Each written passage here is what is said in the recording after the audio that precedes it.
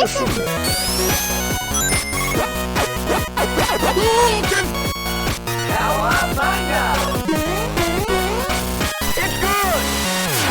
and salutations. It is I, Matt Silverman, the co-host of Colette and Matt Have Entered the Chat, a weekly conversation about video games, all the games we love and all the games we enjoy, and in the video game communities and the technologies and the controllers and the buttons and the keyboards and all that good stuff. I am here with you solo this week because we were all ready to get recording. This was on Thursday evening, the release date of The Legend of Zelda: Echoes of Wisdom. And we were getting ready to talk about that. And then this hurricane came swooping on down to Colette's neck of the woods. And we were gearing up to record. And she said, you know what? This hurricane is getting bigger. It is bigger and badder and worser than we predicted it to be. So it is no longer a joke. It is no longer some wind and rain. It is like batten down the hatches, and we gotta make sure everything's squared away. So of course we said, please be safe. Please make sure everything is safe and secured. And I did check in with Colette this morning, and everyone is fine, and everything is fine. No significant damage. It sounds like lots of folks in the neighborhood lost power, but they fortunately did not lose power. But safety, number one priority. And of course, we certainly did not want to be in the middle of recording when the power would go out or the internet would go out, and just not a fun time. Depending on where you live in your neck of the woods, I hope that you do not worry about natural disasters too much. We have had our fair share of hurricanes here in the Northeast, particularly Hurricane Sandy, which really fucked up the area that I live and my parents and my in-laws. That is a story for another time, if I have not told it already. So when hurricanes come on through, we do not fuck around with that. So very glad that Colette and Patrick and her neighborhood are safe and sound. We also have some family down there in Georgia that have also reported in safe and sound. So we are thrilled about that. However, video games must go on. And so I am here to share my first impressions of The Legend of Zelda: Echoes of Wisdom, and I have some hot takes because I purchased and downloaded it yesterday on the release day, finished up some work, and finished up various kid activities and school pickup nonsense, and then came on home and said, all right, homework's done, work is done, cleaning up is done, let's play some Zelda. And let's play as Zelda for the first time in a good long while. And the game starts out it's such a banger as it starts. No spoilers. I don't even want to spoil the first 5 to 10 minutes of it because it is so cool and so much fun and so engaging. And it is very epic and cute and not silly is the wrong word, but it is in that very cutesy Link's Awakening remake style. So all the it feels like you're playing with not Legos, they're not minifigs, but it feels like you are playing with.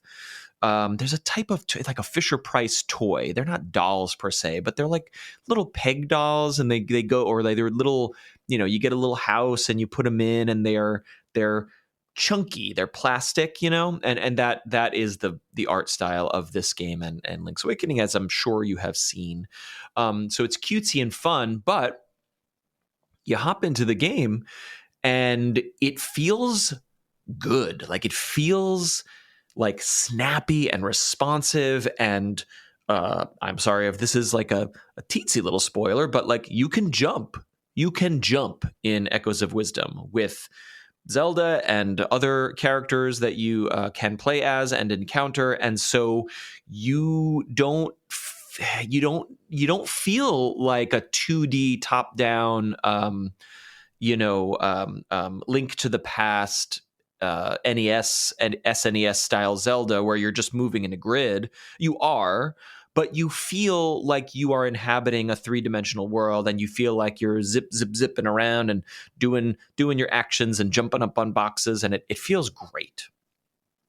And so you do the whole opening scene, and then you access Zelda, and then beep boop boop, she gets her wand and all this good stuff, or yeah, whatever the sequence of events is. I don't want to get too much into the story, and it's a Zelda story, so it's just, it's good guys and bad guys, and there's crises and there's cute characters. There's narratively, we're not winning any awards. I'm playing this and Baldur's Gate 3 at the same time, so talking story is not going to be where it's at necessarily. But I'm not coming to this game for a story. I'm coming to this game to save Hyrule.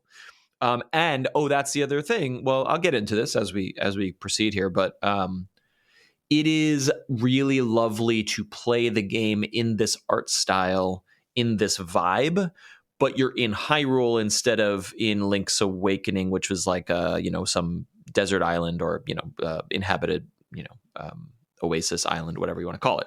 So it's nice to be back in Hyrule and to see Hyrule things, your castle towns, your Gerudo deserts, and I don't know, it feels like you're back in I believe it is, I don't know the timeline, who fucking cares, but like I believe you are canonically like connected to the Link to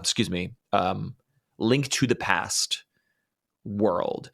And I noticed that right away as you traverse the map, and as you look at the map of the overworld, in the map menu, you're like, oh, okay, this is Link to the Past. Keep saying Link's Awakening. This is the same. The world is structured very similarly, and there are many, many nods to Super Nintendo's A Link to the Past, which, of course, I'm sure is in your personal. If you're a Zelda fan, I'm sure Link to the Past is in your personal pantheon of favorite Zelda games. It certainly is in mine, and also this sort of like light world, dark world motif, which is obviously a core to A Link to the Past, is very, very front and center, where you are moving between the normal world and this sort of, they call it the still world. These rifts are opening up. The core of the story is that these rifts are opening up, and they're sort of swallowing areas of the map and the people and the towns and the buildings that are in that location.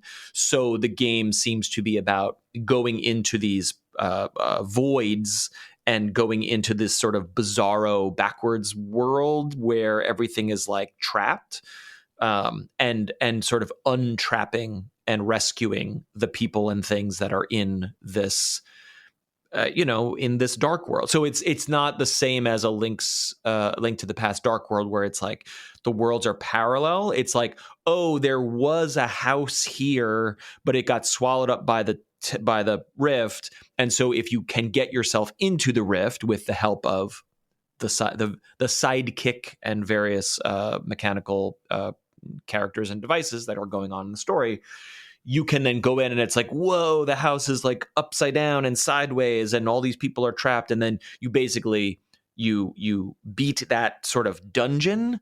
It's funny because there are separate dungeons, dungeons, and then you have these still world areas. So mechanically and structurally, it's wonderful. It is wonderfully built, and it is a tried and true Zelda game.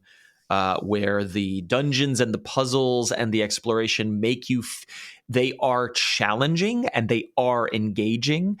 And then about 40 to 50 seconds into this thing where you're like, where do I go? What do I do? Then you start to feel very smart. You're like, oh, if I put this here, cool, that's so cool. Then you unlock the thing and you go further.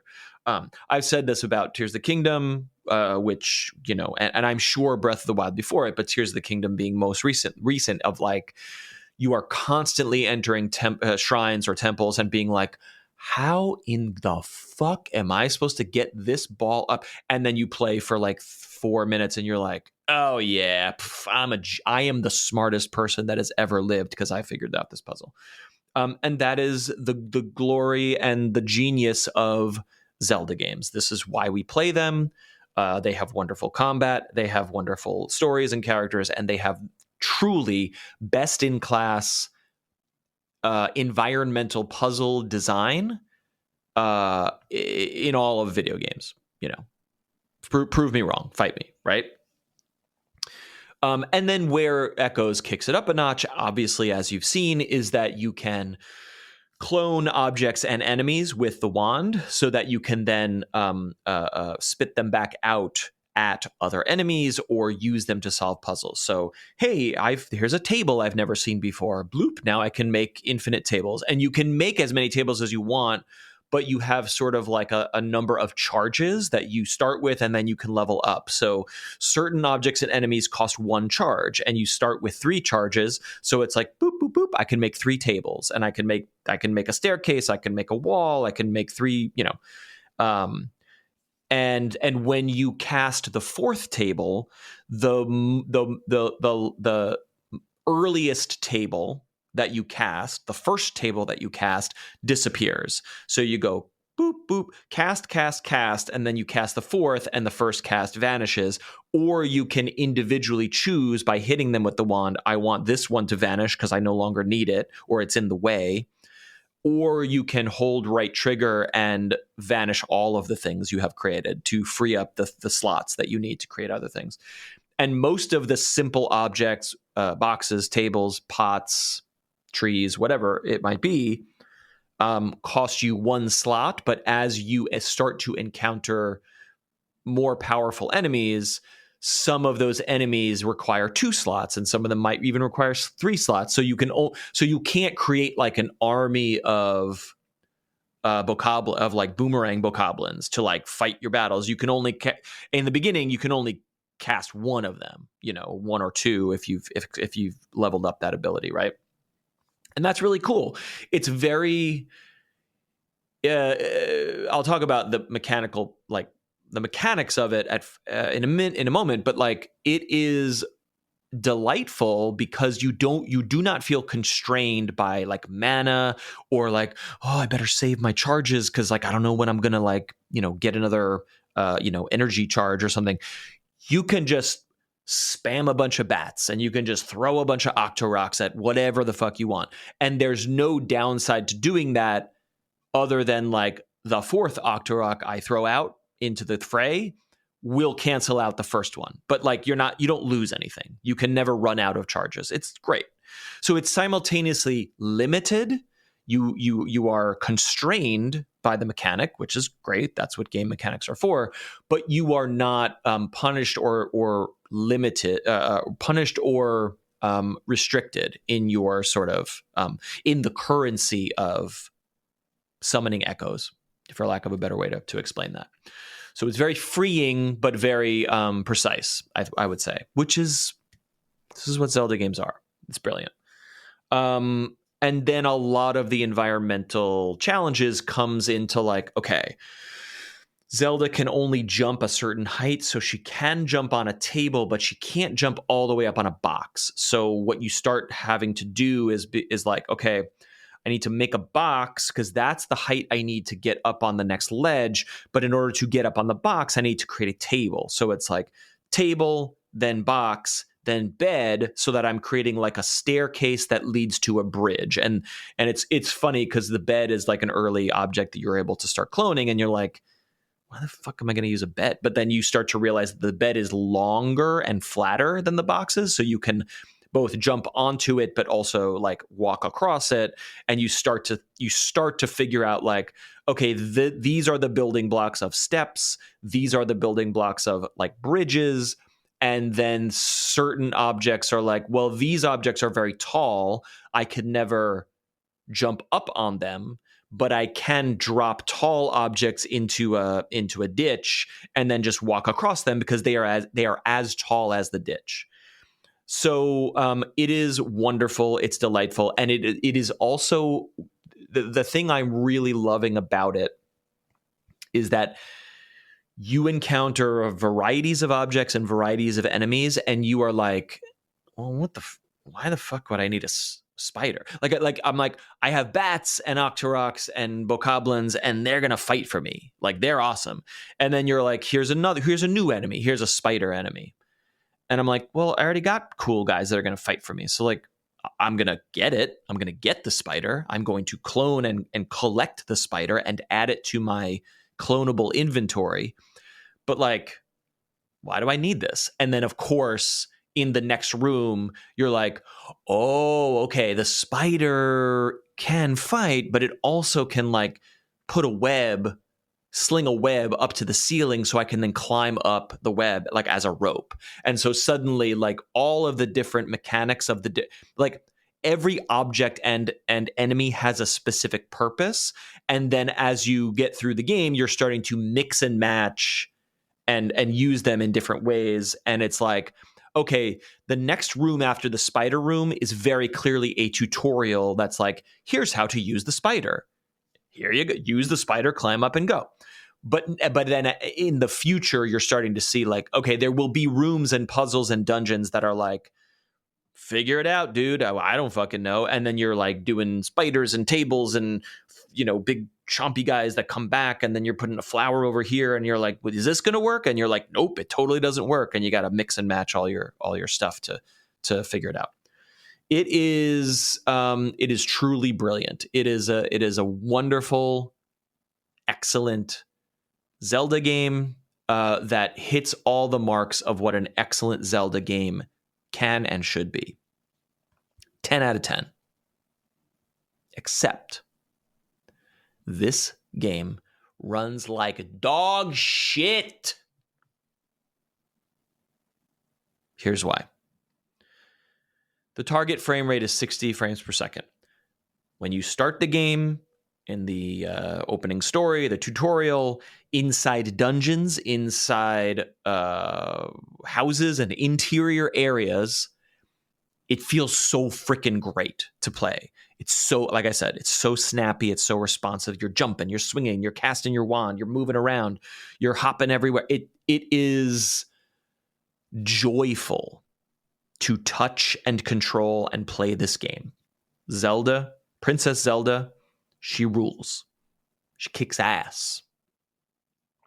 And then you finish the little introductory tutorial area, and you pop out into the overworld, into the starting town, and immediately the frame rate goes from this snappy fluid 60, and it like bottoms out. It goes shagum, and you're like then you're into 30 frames.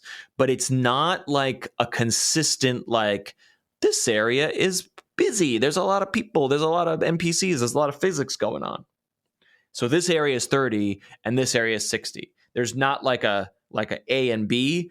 It's like you just like walk forward 10 steps and you're like, yeah, I'm walking around, I'm jumping around, and then it goes shoom, and you're like, and you're like trudging through the mud, like, and then you kind of get out of the muck and the mud and and I'm not saying there's mud in the game. You're just walking through a field, and you're going from this fluid sprint to this like this chug, right? And then and the chug, it kind of like sucks you down to 30 frames per second, and you feel it immediately. You feel like you're walking through sludge. But as you get accustomed to that, you're like, okay, like, all right, it's 30, but it's stable 30. Like, that's fine. This area can just be a 30 area. No big. I can handle that. But then as you like chug through, like, you walk past a tree and it's like, and then it like whops, it yo-yos back up to 60 frames. But it doesn't like snap into 60. It kind of goes like, whoa, and you're like at 35, and you're at 40, then you're at 50, then you're at 20, then you're at 60, and it's like, oh, okay, I'm out of the sludge. And you're like, okay, well, that was maybe that area is like a little dicey, and maybe they didn't optimize that little town area. So let me go check out this cave. And you're like, and it's like whoosh, back down to 30. It's like, whoa, it's just this yo-yoing, like, whoa. You're up to 60, then you're down to 30, then you're up to 45, then you're down to 30, then you're up to 60, and it fucking sucks. It sucks because it's nonstop. Anywhere you go in the overworld, I don't care what is on screen or what area is loading or how many characters or monsters are there, you are constantly yo-yoing between these various unstable frame rates. And it's a bad experience. Then you go into a cave, or you go into a dungeon, or you go into the still world, dark world, it's kind of places, and it's a dream. It's a fucking amazing. You're back up to 60, you're locked in. It's delightful. And it makes me sad because you are experiencing what this game could have been and how amazing and what a joyful experience it could have been. But when you get back out to the overworld, you're like, oh my God, I know I have to go over here, but it sucks. Walking around in this game sucks ass. And it doesn't, the crime of it is that just lock your game at 30 frames. If you're having memory limitations or hardware limitations, or it's an engine problem or whatever, just say this is a 30 FPS game. Breath of the Wild and Tears of the Kingdom run at 30 frames per second. Are they perfect in every single moment? Are they locked at 30 for every second of this gameplay? No. You're using your powers, you're picking up logs, you're smashing, wheels and gears together to make crazy machines. Like, okay, you're gonna get some little weird dips, but by and large, you can fly and run and climb and float and fight anywhere you want in Tears of the Kingdom, and you are just getting the stable, locked in, fluid experience that feels good to play. I am not anti 30 frames per second. I would be overjoyed if this game had a toggle that was like beauty performance mode versus whatever. I don't even know what you call it, because you wouldn't be changing the graphics, the visuals. You would be saying, hey, I guess you'd be calling 60 frames performance mode, but what you're actually doing is saying, no, I want more stable performance at 30 frames. I want a toggle or a patch that's like, just run the whole thing at a lock 30. And then if you're loading into certain areas, or you're getting into busier areas and it's dipping here and there, no big deal.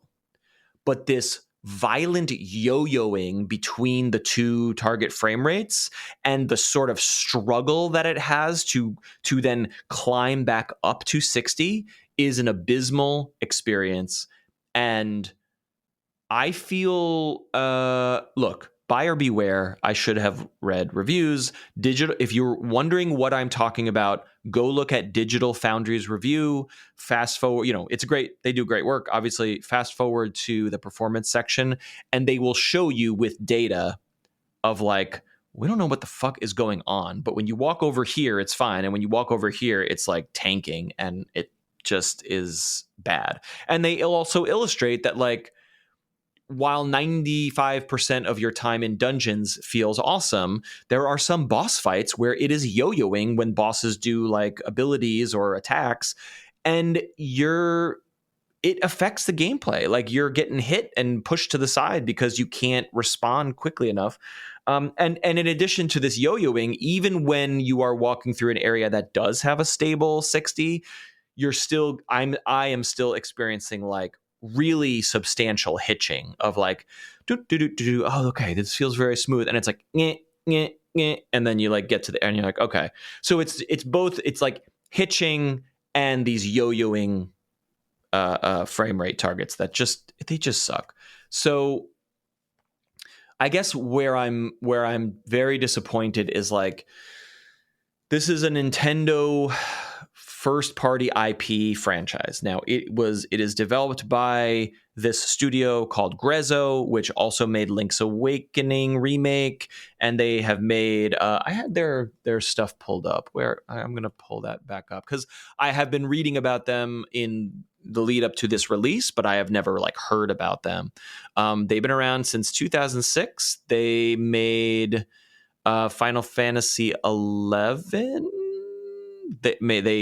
They did like co-development of expansions. So maybe they did expansion packs for Final Fantasy 11 in 2002, but also if they were founded in 06, I don't know. Anyway, Ocarina of Time 3DS, Majora's Mask 3DS, and Triforce Heroes for 3DS, and also Luigi's Mansion and the Link's Awakening remake, and now Echoes of Wisdom, in addition to a couple others here that are not necessarily relevant. So point is, this studio has been working on Zelda games for 20-ish years, and they're using some sort of proprietary engine. Let's see if we can figure out what engine this is in. No, I don't see it on Wikipedia. Echoes of Wisdom game engine. Yeah, this is hard. Here's what's fun. When you Google something about a thing and your own post on Reddit pops up as a result, good on Google for indexing my Reddit post so quickly. But I posted about everything I'm saying to you now about like, this is a lovely game that runs like hot garbage. I posted to the Nintendo Switch subreddit, and I'm like, hey, for the people who are like, I have had no issues, it's great. I'm like, here's the Digital Foundry video. Look, if you are not bothered by this, God bless you. That's lovely. And also, I really want to hammer home, this is not me being like super anal particular about like, oh, I just wish it was like perfect and I wish it wasn't dropping frames here and there. It is like a drastic, violent, like yo-yo experience on the frame rate. It's like crazy how bad it feels to play. Anyway, my point is, this game is not made in-house by Nintendo, Miyamoto and co. It is made by an outside studio, but it is a Nintendo game licensed by Nintendo with a Nintendo franchise that has a storied history of excellent games that run really, really, really well on proprietary Nintendo engines and proprietary Nintendo hardware. So when you, the customer, say, hey, a new Zelda game is out and it costs $60, and you fire it up and it feels like ass to play, that sucks. And also, when you buy a Nintendo game, or let me rephrase that. If I was playing an EA game or an early like an EA, the company game, or I don't even know what I'm saying. You're playing a Jedi Fallen Order, or you're playing Valheim, or you're playing an early access game, or you're playing, I'm saying, an indie game through early access, or even a AAA studio game. You play it and the reviews are like, it's great, but the performance is like, I don't know. Then you expect in this day and age that in a few weeks, in a few months, you're gonna get patches to the game. You're gonna get updates on the Discord or the Steam page or the whatever. That's like, hey, we've heard your feedback and we're gonna make these improvements and we're taking a look at these issues, and it's definitely running better now. Download the patch. And I fully expect that to not happen with a $60 Nintendo franchise game. I think I do not have strong memories of like big Nintendo games being like, yeah, we fixed it. Try it now. They just like, I believe there were like one or two like optimization patches for Tears of the Kingdom, which in typical Nintendo fashion were like patch notes, improvements to stability, and that's the whole and like you don't know what it changes or what it affects or how it improves. I should look up if Link's Awakening got any patches. Actually, that would be informative to know if we think that any sort of performance improvements are coming to this game. I'm sorry if I sound a little salty. I am. And ultimately, the onus is on me. I should have watched the Digital Foundry first. And honestly, this is what stinks. Is like I probably would have bought the game anyway because it's a fantastic game. I'm a diehard Zelda fan, and I want to own and play this game.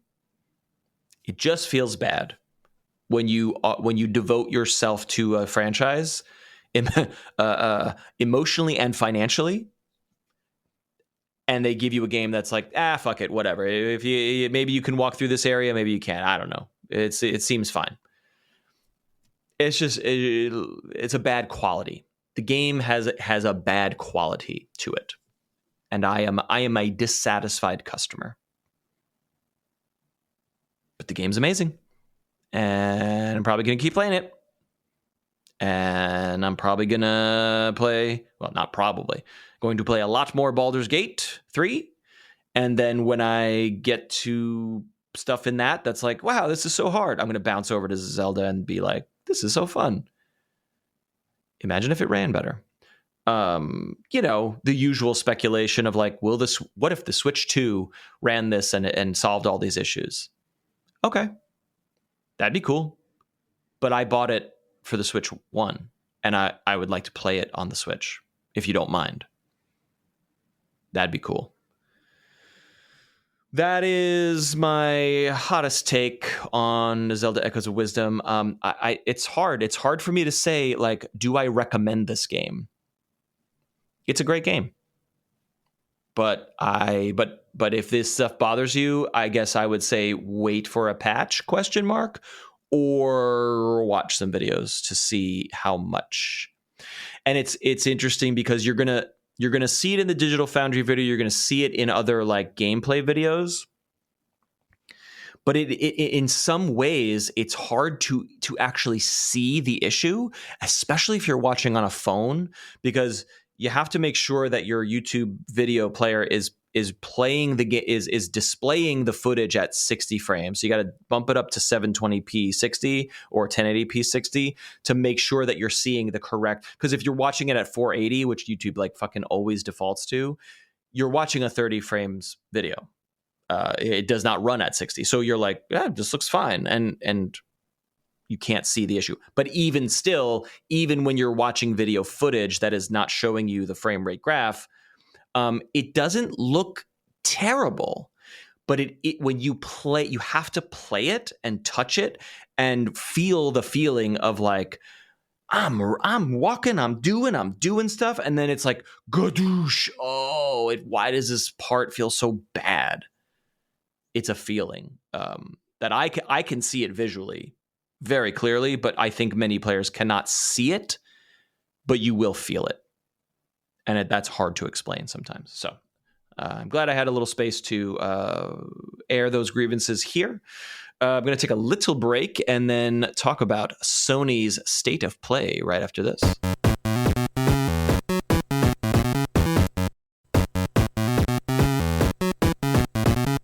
I'm back to discuss the event that happened, was it Wednesday? Earlier this week? I don't know. Let's see. There's a date on September 24th. What was that? That was Tuesday, I suppose. This is the blog post from Sony, or it is blog.playstation.com. which has all the announcements. Again, I will say, like, when you Google this and you look at media, I would always prefer to read editorial websites to say, here's what it is, and here's the context, and here's, criticism or understanding. I don't want to read corporate PR from Sony's website. But so many of these sites are like, here's the biggest announcements, and they leave out half the shit. Or they put the most eye-catching games at the top of the list, and then they bury the other stuff. And it's not in chronological order. And I'm just particular about that because I like watching the directs and the reveals and the states of plays as sort of a dramatic like reveal of like, here's a banger, and then here's a bunch of other stuff, and then whoa, there's an update for this. Like, I don't know, there's drama in that, and I like seeing it in order. So I will blast through this just because I've never owned a PlayStation. I do not currently own a PS anything 4 or 5, but these these announcements continue to be relevant to me because I like knowing what's going on in all the ecosystems, but also many of these games portend PC ports. Sony obviously has been investing heavily in bringing many of these games and many of these updates and a lot of remastered, et cetera, to PC and Steam. And yes, I would love to play all these cool games that y'all are playing on PS5. So you know what? This also is not in chronological order, but I'm just going to do it. Is this showing me everything I want to see? Come on. Where is it? I hope so. Yeah. Yeah. Okay. This is not in the order they presented, but I'm just going to go through it. Astrobot will receive new speedrun levels and 10 new special bots. This is the one I'm jealous of. Astrobot looks delightful and sounds amazing. Everyone I've read and heard talk about it is like, this game is so great. It's so fun.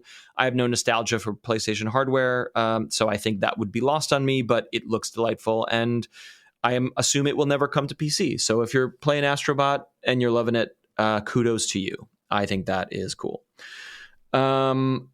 A franchise sequel, let's call it. I don't know if it's a chronological sequel, but Ghost of Yotai. I hope I am pronouncing that at least close to what the word is.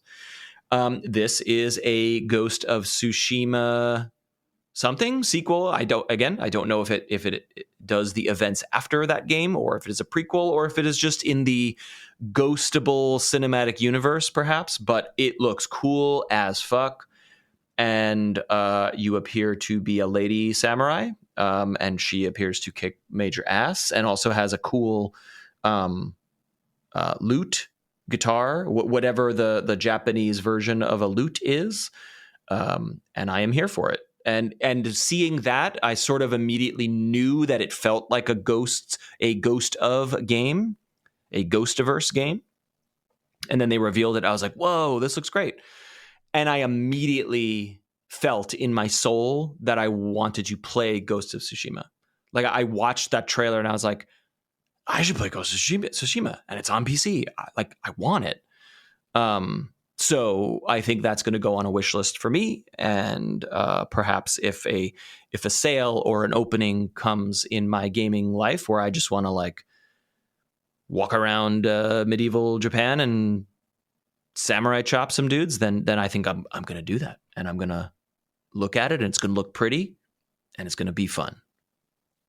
So this game looks rad, and I hope, like, I assume it'll come to play at PS5 and do that exclusivity, but then maybe that'll come to PC at some point in the future as well, and we can all enjoy it there.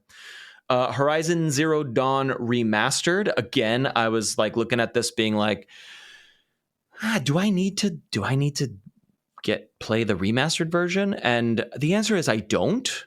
I love Horizon Zero Dawn. I have not played Forbidden West. I think that recently came to PC.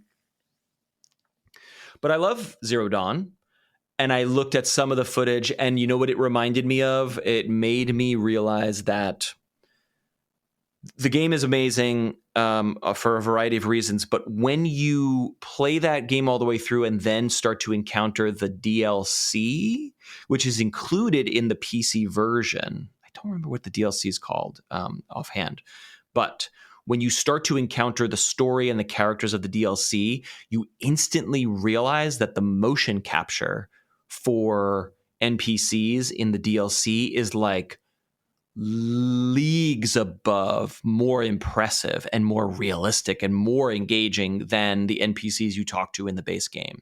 And I remember playing it and noticing that right away and Googling it, being like, this feels different. Like, what is different about this DLC area? And I was like, whoa, they leveled up their mocap majorly.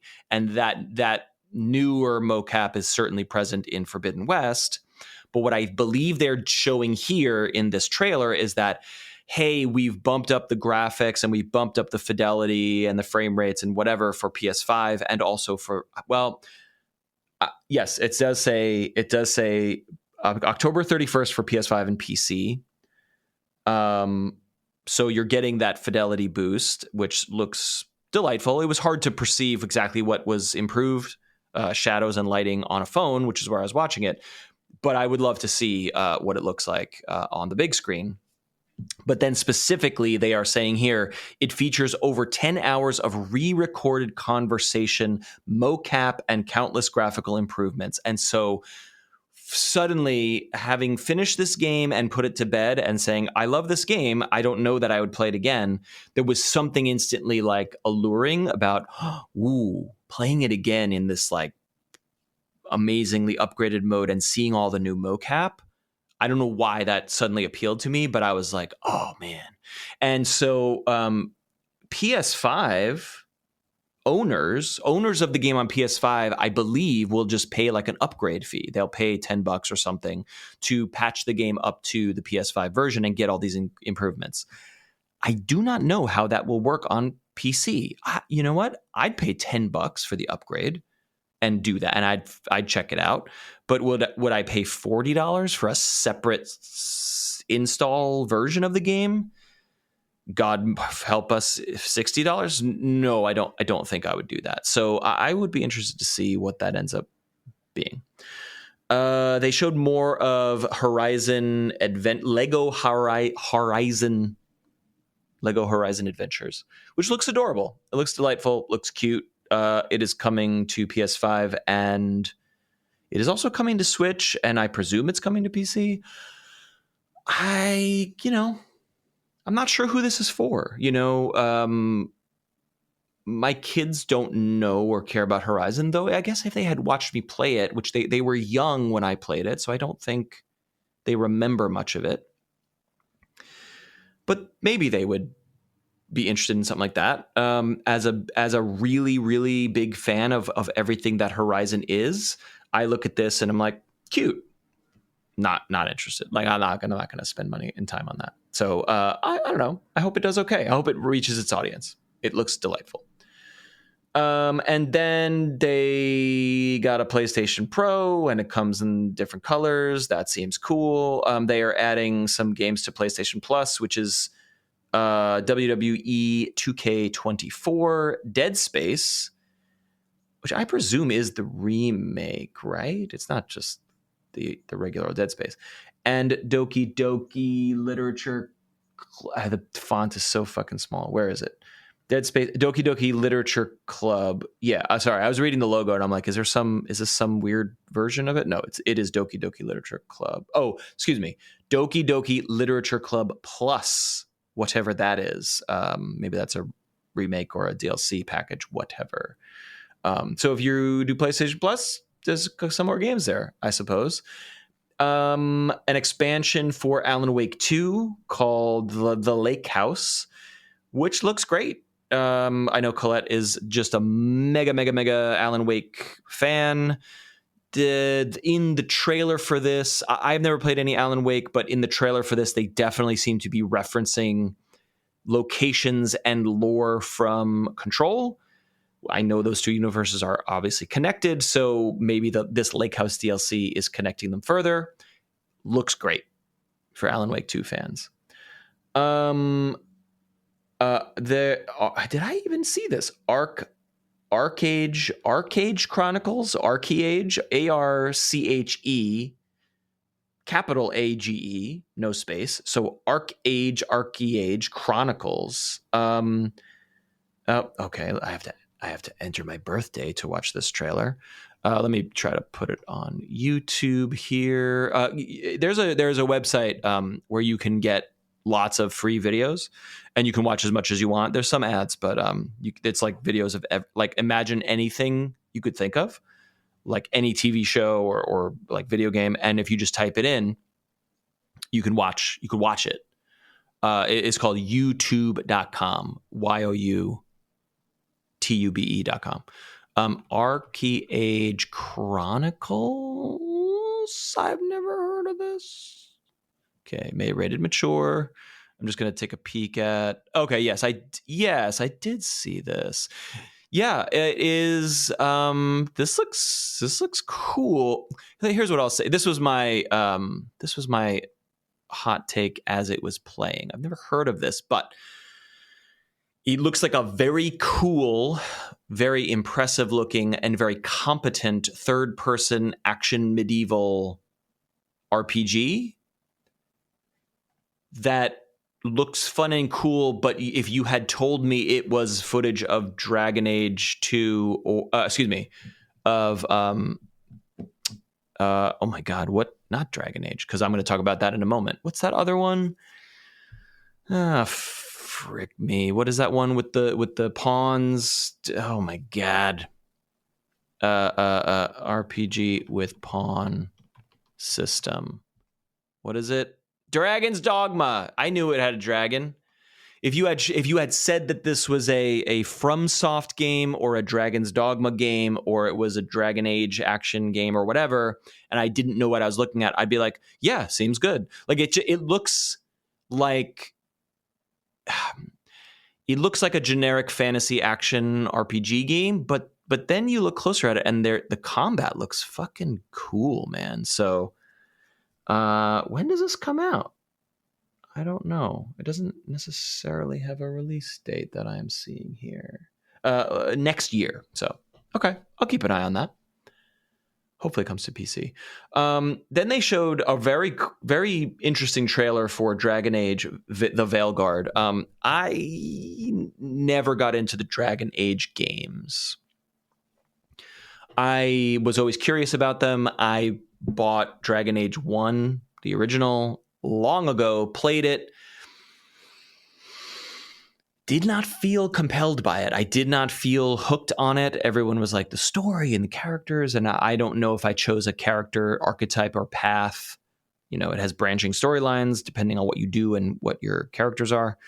It just did not hook me, but I don't know. That's certainly, I'm sure that's a me problem, not a game problem. So I never got hooked into the franchise. And then I know this sequel is very long awaited and has had seems like a long and difficult development cycle, but they're finally showing it. I don't know if they showed gameplay. This is very much cinematic. I just want to take a quick peek. Dragon Age Veilguard. Yes, again, it's if you go to youtube.com, you just type it in and you can watch whatever you want. It's pretty great.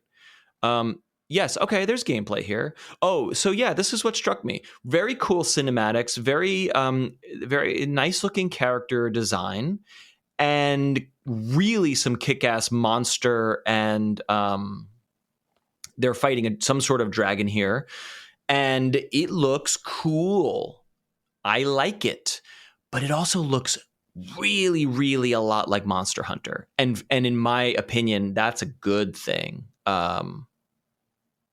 The combat and the sort of way that you are fighting with and targeting and looking up at this giant monster and doing like spells and swords and rolling and dashing and teleporting around and kind of rolling under the dinosaur, under the dragon's tail and dodging attacks.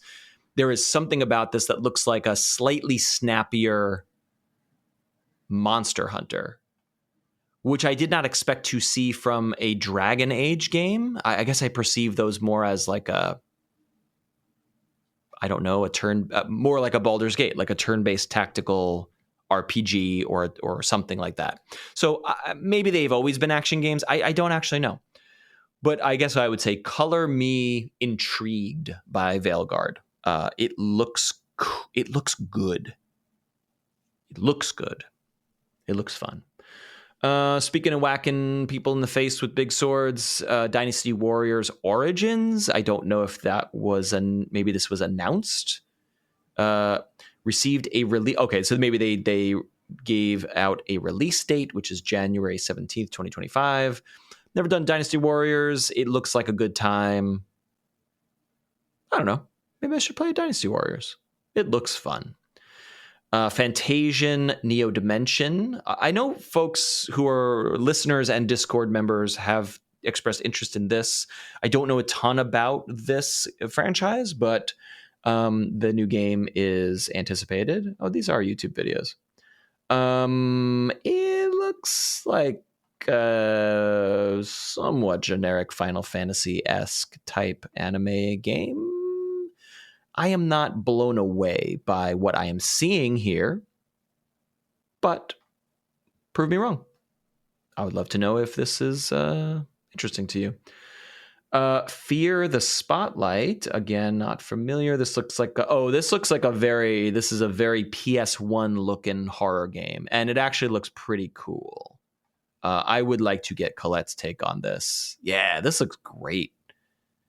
Visually it looks great. Who knows about whether the gameplay is any good, but it appears to be, if this PS1 early polygonal 3D polygonal art style it's ugly AF, and then coming back in style and presented in a way that is not quite as ugly as it is in classic form. It is what your mind and nostalgia thinks PS1 games look like, and this looks really great. So, I'd like to get Colette's take on this as a horror enthusiast. Fortnite, there you could get a PS5 controller that looks like Fortnite. Cool. Hell is Us, which okay. I'll enter my birthday. My birthday. The year of my birth, okay, and then the month, and then the year. Huh? Okay, now I can watch this YouTube video. Yeah. Oh, yeah. Okay. Yeah, this looks like a Helldiver guy with a cool Helldiver's helmet and a drone, because he's got technologies, but also he's got a magic sword, and the creatures are spooky. And he's got an iPad with technologies and programmings and talking on the radios, but he's got a cool magic sword. So what if you were a cool modern soldier guy, but you had magic and a cool poncho? The enemy design in this looks very cool. The world design looks very cool. I wonder if this will come to PC. Anyway, Hell is Us definitely has my attention. They're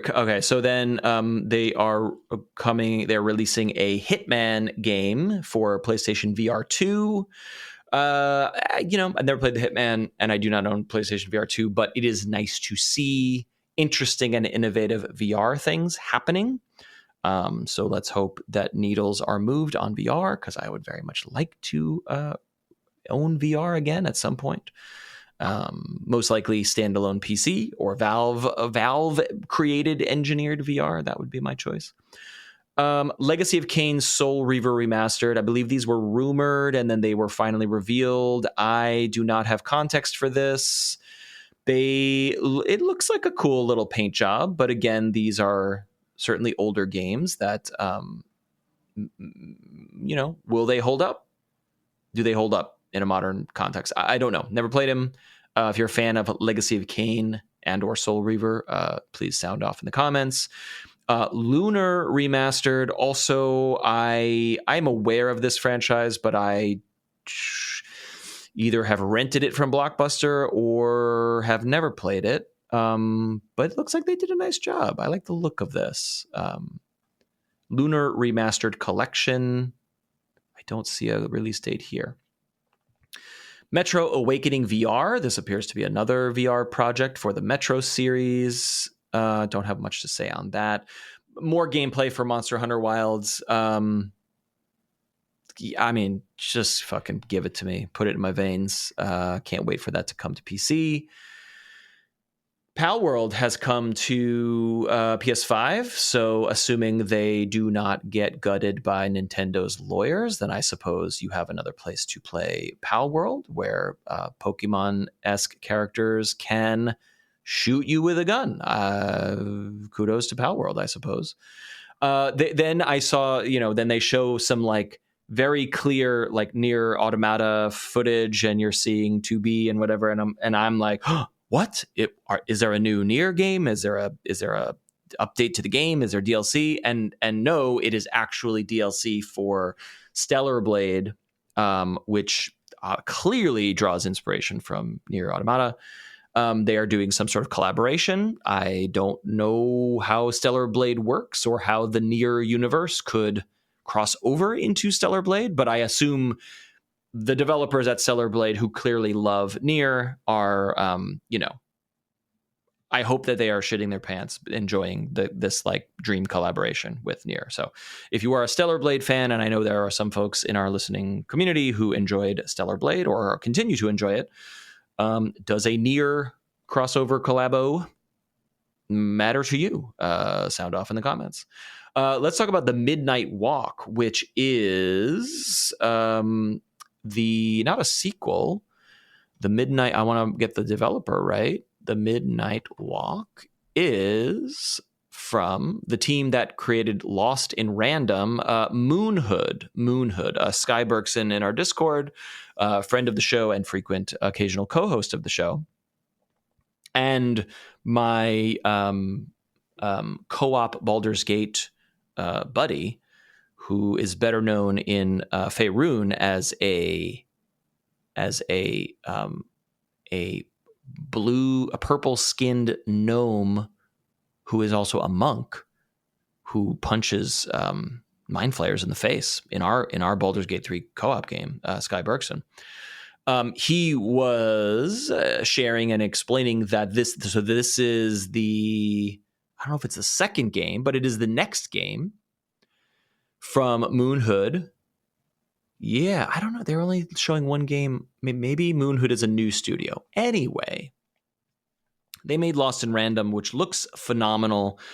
Basically, if Tim Burton made a video game, then you'd get that. And then this game looks even more leveled up from there, because it is saying a dark fantasy adventure made of clay. So I presume that all of the creatures and perhaps the environments too, which is astounding, are all really truly motion capture of clay, stop motion clay animation. This looks so cool. It looks so good. And I want to know more and follow it and hopefully play it one day, because wow. Stunning and unique. There is nothing else that looks like this in game form. We have some movies that are astounding achievements in clay, stop motion animation, but this game looks phenomenal. Can't wait for that.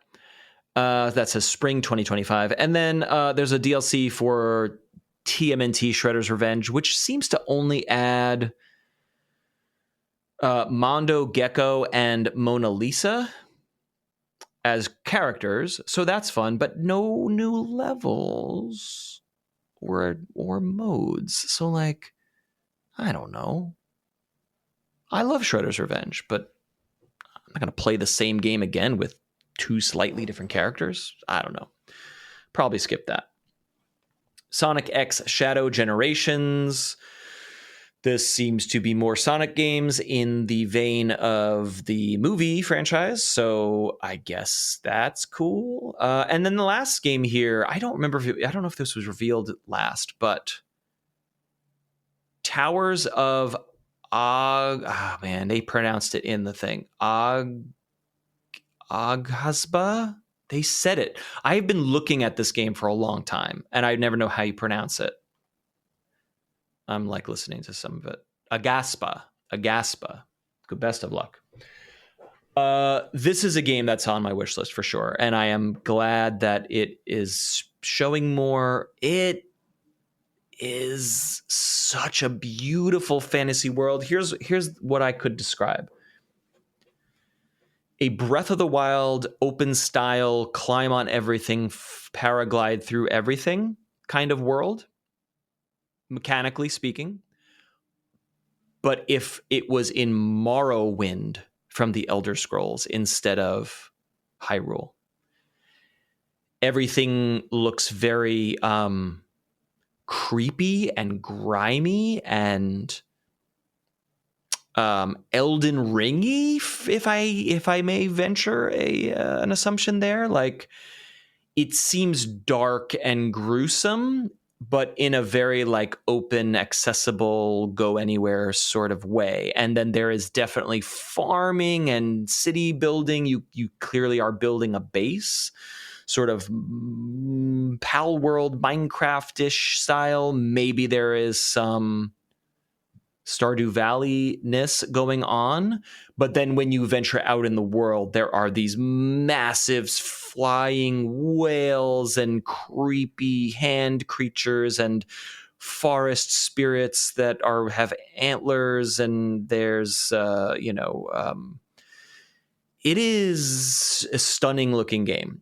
This is really high on my anticipation list, but for no other reason than it looks cool.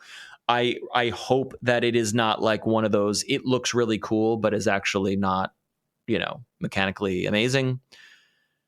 But it's nice to see it again. It's nice to see it. This has been on my wish list for, I'm going to say 5 to 6 years. And it's nice to see more gameplay of it. So that is the Sony State of Play from September 2024. What has tickled your fancy? What is interesting to you? Are there DLCs or sequels or updates that you are interested in playing or wishlisting? Please let us know in the Discord server, or we're on YouTube now. I'm just publishing the back catalog to the YouTube channel, which is youtube.com/@ColetteandMatt. And it's not a video version per se, but it is the audio version with a little like wave animation. And so, if you want to chat with us in the comments there, or subscribe to that if you enjoy listening to podcasts on YouTube, like if you throw it open in a tab and listen to it there while you're doing other stuff, that it is a very valuable discovery mechanism for our show and for the community around it. So, like and subscribe there if you are so inclined, and comment there. We will see those discussions as well. And let us know. Let us know what you're playing and what you're interested in from all these reveals. And then, hey, if you grab Decades of Wisdom, how are you feeling? How are you feeling about its performance and mechanics and story? Let us know. For now, please be kind. Rewind your podcasts before you return them to the library. And I will talk at you with Colette in 1 week's time. Bye.